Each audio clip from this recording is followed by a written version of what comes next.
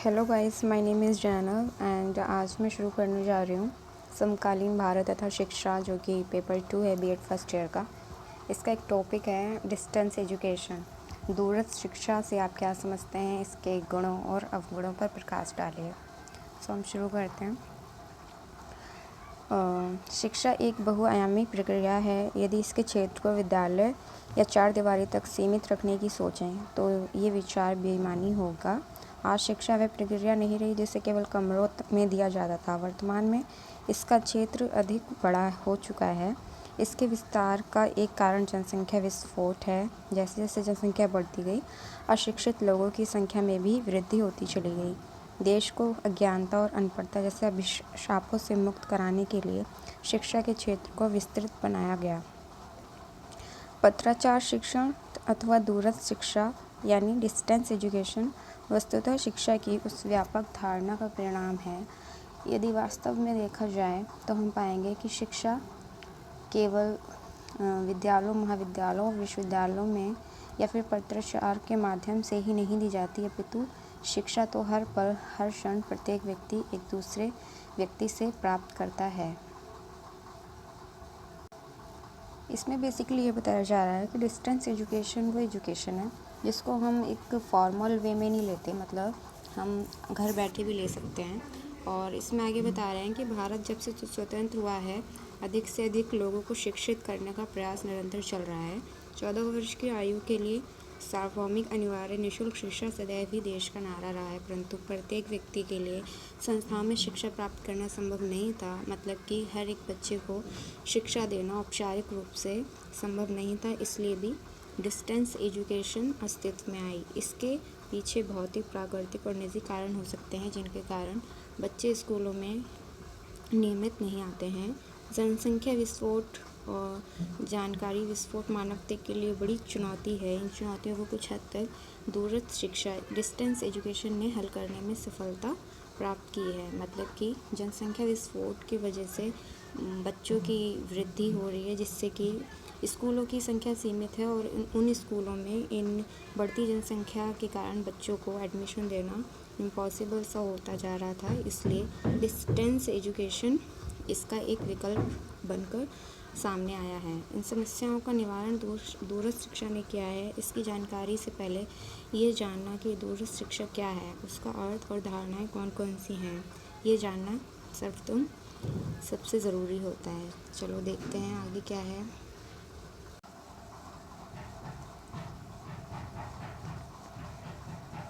दूरस्थ शिक्षा से तात्पर्य ऐसी शिक्षा से है जिसके माध्यम से दूर दराज के लोगों को शिक्षित किया जाता है, जो किन्हीं कारणों से औपचारिक शिक्षा प्राप्त करने से वंचित रह गए थे। इस शिक्षा के अंतर्गत शिक्षार्थी को किसी विश्वविद्यालय में दाखिल नहीं होना पड़ता, ना ही उन्हें एडमिशन लेना पड़ता है, बल्कि वे अपने निवास स्थान पर रहते हुए ही पत्राचार, टेप रिकॉर्डर, आकाशवाणी, दूरदर्शन और वीडियो जो कैसेट्स आती हैं उनकी सहायता से शिक्षा प्राप्त कर सकते हैं। इस शिक्षण विधि में अध्यापक और विद्यार्थियों को फेस टू फेस आने की ज़रूरत नहीं पड़ती। विद्यार्थी अपनी सभी समस्याओं का हल ऊपर विवेचित साधनों से स्वयं ही कर लेता है। प्राचीन काल से ही हमारे देश में दूरस्थ शिक्षा की व्यवस्था रही है। समय के साथ साथ इसका स्वरूप बदलता रहा है। वर्तमान में ये पद्धति विकसित हो चुकी है। प्राचीन काल में जहाँ ऋषि मुनि ज्ञान देने के लिए गाँव जाते थे और कुटीरों में रहते थे। एक मिनट।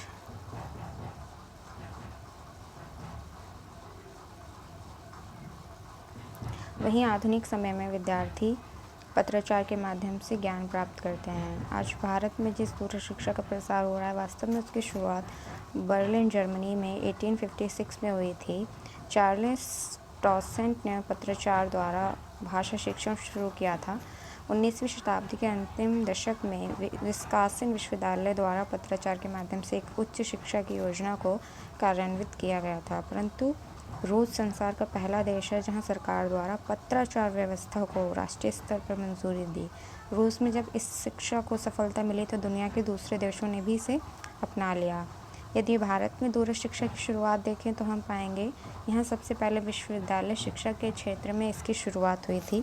सन 1962 में दिल्ली विश्वविद्यालय में पत्राचार पाठ्यक्रम निदेशालय की स्थापना की गई थी और इसके द्वारा पत्राचार पाठ्यक्रम कोर्स इसके द्वारा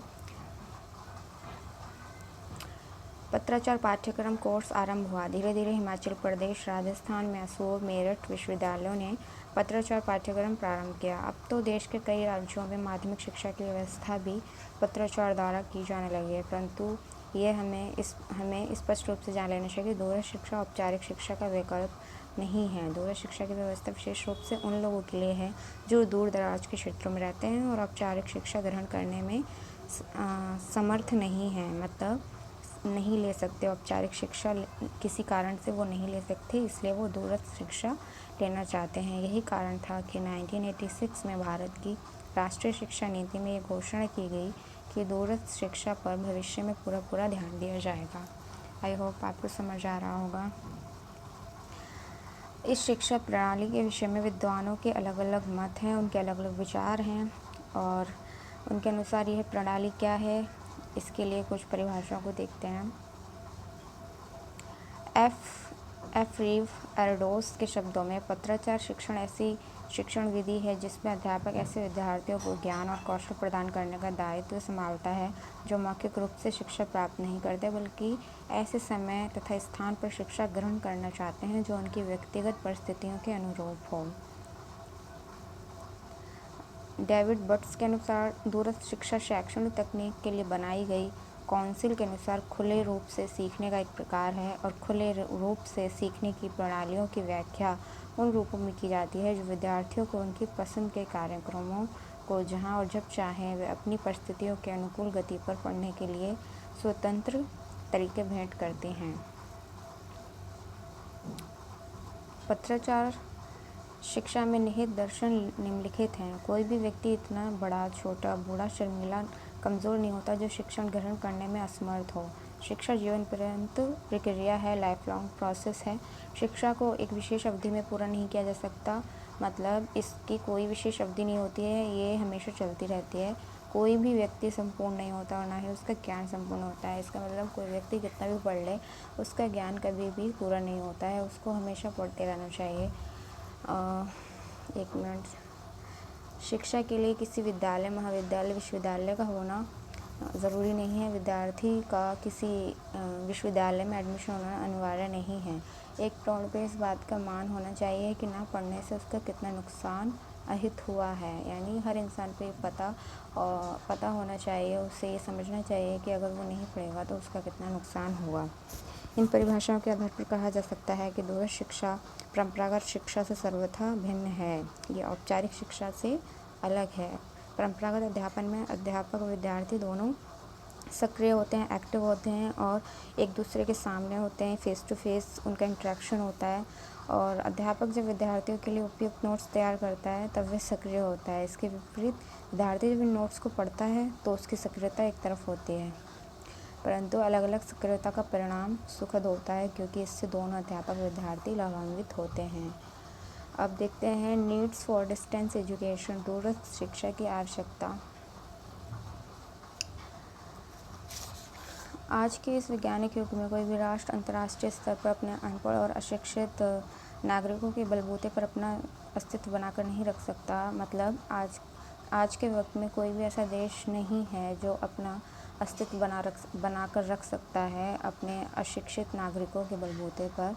मतलब अगर नागरिक ही शिक्षित नहीं होंगे तो उस देश का विकास कैसे हो सकता है। लेकिन ये भी सही है, कोई भी राष्ट्र इतना समर्थ नहीं है, इतना लायक नहीं है कि वह अपने प्रत्येक नागरिक के लिए विश्वविद्यालय की सुविधा प्रदान कर सके। सो ऐसी सिचुएशन में डिस्टेंस एजुकेशन ही एकमात्र विकल्प है, साधन है, जिसके माध्यम से दूर दराज के लोगों को शिक्षित किया जा सकता है।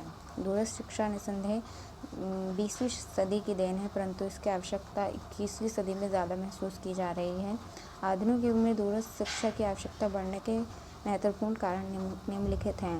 पहला है जनसंख्या विस्फोट, पॉपुलेशन एक्सप्लोशन। 1947 में जब भारत आज़ाद हुआ उस समय भारत की जनसंख्या लगभग 42 करोड़ थी, परंतु वर्तमान में ये 110 करोड़ के पार कर चुकी है। मतलब यही कहना है कि जनसंख्या निरंतर बढ़ती जा रही है। जब से हमने आज़ादी प्राप्त की है तब से ये आंकड़ा बढ़ता जा रहा है। सो जनसंख्या विस्फोट के कारण इतनी जनसंख्या बच्चों की बढ़ रही है कि उनका एडमिशन निरंतर स्कूल में करवाना काफ़ी मुश्किल हो गया है। सो इसके कारण औपचारिक शिक्षा देना मुश्किल हो गया है, सो इसलिए हम उन्हें नहीं दे सकते। और डिस्टेंस एजुकेशन एक विकल्प है जिसके कारण इस प्रॉब्लम का सलूशन हो सकता है। ज्ञान का विस्फोट, दूसरा पॉइंट है ज्ञान का विस्फोट, नॉलेज एक्सप्लोशन। आधुनिक युग विज्ञान तकनीकी का युग है। प्रतिदिन यहाँ ज्ञान का विस्फोट होता है, मतलब हर दिन ज्ञान का विस्फोट होता है, नए नए आविष्कार होते हैं और हर दिन ज्ञान आता रहता है नया नया। सो ऐसे में हर व्यक्ति को अपडेट रहना चाहिए ज्ञान से, उसको अपनी नॉलेज बढ़ानी चाहिए। हमेशा उसका ज्ञान थमता नहीं है कभी भी, इसलिए उसे डिस्टेंस एजुकेशन को चुनना चाहिए और उसकी आवश्यकता इसलिए हर इंसान को होती है। तीसरा हमारा पॉइंट है आधुनिक जीवन की समस्याएं तथा जटिलताएं। आधुनिक जीवन में जहाँ सुविधाओं से व्यक्ति संपन्न हो गया है और अपेक्षाकृत उसका जीवन जटिल भी हो गया है, समस्याओं से परिपूर्ण भी हो गया है। अच्छे व्यवसाय के लिए इंसान इधर उधर भटकता रहता है और किसी तरीके से अपनी आमदनी बढ़ाना चाहता है। ऐसे में उसके लिए ज्ञान प्राप्त करना और अधिक से अधिक टाइम फॉर्मल एजुकेशन को देना मुश्किल हो जाता है। सो इसीलिए आधुनिक जीवन में डिस्टेंस एजुकेशन की एक अलग अपनी महत्व है। फोर्थ पॉइंट है अत्यधिक महत्वाकांक्षी दृष्टिकोण। इस भौतिक युग में, यानी कि आज के समय में जहाँ हर चीज़ तेज़ी से बढ़ रही है, वहीं मनुष्य का दृष्टिकोण भी उनका बदल रहा है और महत्वाकांक्षी होता जा रहा है। अब शिक्षा पर खर्च होने वाले पैसों को पूंजी निवेश के रूप में ले जा रहा है, मतलब कि अगर हम ये कोर्स करते हैं तो आगे चलकर हमारा करियर इस दिशा में जाएगा और हम इनकम पा सकते हैं। सो इसी सोच को लेकर, इसी दृष्टिकोण को लेकर आज हर इंसान अपने ज्ञान को बढ़ाना चाहता है और अपनी एजुकेशन में वृद्धि करना चाहता है। इसलिए भी वो आजकल भागती दौड़ती ज़िंदगी में उनके पास इतना टाइम नहीं है, क्योंकि वो पैसे कमाने में लगे, इतना टाइम नहीं है कि वो फॉर्मल एजुकेशन के लिए एडमिशन लें। सो डिस्टेंस एजुकेशन इस मोमेंट पे उनके लिए काफ़ी उपयोगी होती है। फिफ्थ पॉइंट है शिक्षा ग्रहण करने का अधिकार। इसके हेडिंग से ही हमें पता चल रहा है कि हमारे संविधान में आर्टिकल में हमें शिक्षा प्राप्त करने का अधिकार दिया गया है, जिसके चलते 6 to 14 ईयर्स के बच्चों को प्राथमिक शिक्षा का ग्रहण करने का अधिकार है। और इसीलिए हमारे इस उद्देश्य को पूरा करने के लिए फॉर्मल एजुकेशन जो होती है वो इतनी समर्थ नहीं है। इसीलिए हम डिस्टेंस एजुकेशन के थ्रू अपने इस उद्देश्य को पूरा कर सकते हैं। इसमें ओवरऑल यही बताया गया है, आप चाहें तो पढ़ सकते हैं इसको। एंड सिक्स्थ पॉइंट है सार्वजनिक साक्षरता। मतलब कि आधुनिक समाज में सार्वजनिक साक्षरता भारत की ही नहीं अपितु विकासशील देशों का प्रथम लक्ष्य है। मतलब हम चाहते हैं कि हमारे देश में सार्वजनिक साक्षरता, मतलब सभी लोग इतने सबल हो जाएं कि वो साक्षरता की गिनती में आ जाएं, किसी को भी अनपढ़ हम अंकित ना करें, सभी को हम बोलें कि ये शिक्षित हैं। इसी लक्ष्य को प्राप्त करने के लिए देश हम कम खर्चीले साधनों की खोज में लगा हुआ है, जिनके परिणाम अति उत्साहजनक रहे। इसी दृष्टिकोण से देखा जाए तो हम पाएंगे दूरस्थ शिक्षा नियमित शिक्षा की अपेक्षा कम खर्चीली है। कमाते हुए सीखना, इसमें भी यही पॉइंट है, हम इसको बना के भी लिख सकते हैं, इसमें कोई टफ चीज़ नहीं है। कमाते हुए सीखना मतलब कि ओपन एजुकेशन, डिस्टेंस एजुकेशन वही चीज़ है जैसे कि इग्नू से हम कोई कोर्स कर लेते हैं और साइड बाय साइड हम अपनी जॉब भी करते रहते हैं। तो यही है कि डिस्टेंस एजुकेशन का एक महत्व ये भी है कि हम पढ़ते पढ़ते कमा सकते हैं और कमाते कमाते सीख सकते हैं। 8th पॉइंट है शैक्षणिक योग्यता बढ़ाने की इच्छा। आधुनिक समय में जीवन से जुड़ा प्रत्येक पहलू दिन प्रतिदिन जटिल होता जा रहा है। ऐसे में आजीविका कमाने के लिए उसे अत्यधिक लेटेस्ट एजुकेशन लेनी ही पड़ेगी, जो उसकी शैक्षणिक योग्यता को बढ़ावा देगी ही, साथ साथ आर्थिक रूप से भी ज़्यादा संपन्न भी बना देगी। इसलिए हर कोई व्यक्ति अपडेट रहना चाहता है। आजकल जो भी चल रहा है एजुकेशन की फील्ड में, हर चीज़ वो जानना चाहता है, इसलिए भी डिस्टेंस एजुकेशन का महत्व है। 9 पॉइंट है स्वतंत्र शिक्षा की इच्छा। यानी कि फॉर्मल एजुकेशन में जो बच्चे होते हैं, जो भी व्यक्ति होते हैं, उनको एक बोझ सा लगता है कि हमें इसी टाइम पर हमें अपनी ये चीज़ कंप्लीट करनी है, इसी टाइम पे हमें उधर पहुंचना है, विद्यालय जाना है, हम इतना टाइम देंगे उनको अपनी एजुकेशन को हर डेली, और अपने टीचर से लेक्चर सुनेंगे। सो इस पॉइंट में ये बताया गया है कि जो फॉर्मल एजुकेशन की अपेक्षा जो डिस्टेंस एजुकेशन है, उसमें हम अपने मन मुताबिक कभी भी कहीं भी पढ़ सकते हैं, घर पर रह के पढ़ सकते हैं, अपने टाइम के अकॉर्डिंग पढ़ सकते हैं। 10th पॉइंट है लचीलापन, फ्लेक्सिबिलिटी। शिक्षा में विस्फोट होने से उसे ग्रहण करने वालों की संख्या में बढ़ोतरी हुई है, परंतु परंपरागत रूप से दी जाने वाली शिक्षा इतनी कठोर है, सख्त है। मतलब इसमें भी वही है कि फॉर्मल एजुकेशन में बहुत ज़्यादा होता है, नियम्स होते हैं और रेगुलेशंस वगैरह हमें फॉलो करने पड़ते हैं, जिसकी वजह से हर व्यक्ति इतना वो नहीं हो पाता, मतलब नियमित नहीं हो पाता है और लंबे समय तक नहीं फॉर्मल एजुकेशन ले पाता, इसलिए दूरस्थ शिक्षा में लचीलापन लाने में समर्थ है। अब हम देखते हैं मेरिट्स और एडवांटेज ऑफ डिस्टेंस एजुकेशन, दूरस्थ शिक्षा के लाभ या गुण। पहला, ये तुलनात्मक रूप से कम लागत पर शिक्षा प्रदान करने की कारगर विधि है। ये कम कॉस्ट की, मतलब कम कॉस्ट पर ये हमें प्रोवाइड की जाती है। दूसरा पॉइंट है लोगों की शिक्षा में अनुकूल तकनीक, हमें इसमें अलग तकनीक से हमें पढ़ाया जाता है, हम इसमें ऑनलाइन भी क्लासेस ले सकते हैं। थर्ड पॉइंट है वैज्ञानिक युग में जब ज्ञान का विस्फोट हो रहा है तो प्रत्येक व्यक्ति नए नए ज्ञान के प्रति आकर्षित रहता है। ऐसे में दूरस्थ शिक्षा उसकी सभी जिज्ञासाएं शांत करने में सक्षम है। फोर्थ पॉइंट है ये शिक्षा कमाना और सिखाना दोनों प्रक्रियाओं को एक साथ प्रोत्साहित करती है। और फिफ्थ पॉइंट है कि महाविद्यालयों में और विद्यालयों में दिन प्रतिदिन जनसंख्या बढ़ने के कारण अधिक ओवरलोड हो रहा है। भीड़ वाली कक्षाओं से ये पद्धति हमें छुटकारा दिला सकती है। सिक्स पॉइंट है दूर शिक्षा विद्यार्थियों को काम की पूर्ण स्वतंत्रता देती है। तो इतने सारे पॉइंट्स हमें लिखने की ज़रूरत नहीं होती, लेकिन हम इसको पढ़ सकते हैं। जो लोग नियमित कोर्सों में समय अभाव के कारण दाखिला नहीं ले सकते, उन लोगों के लिए दूरस्थ शिक्षा रामबाण के समान है।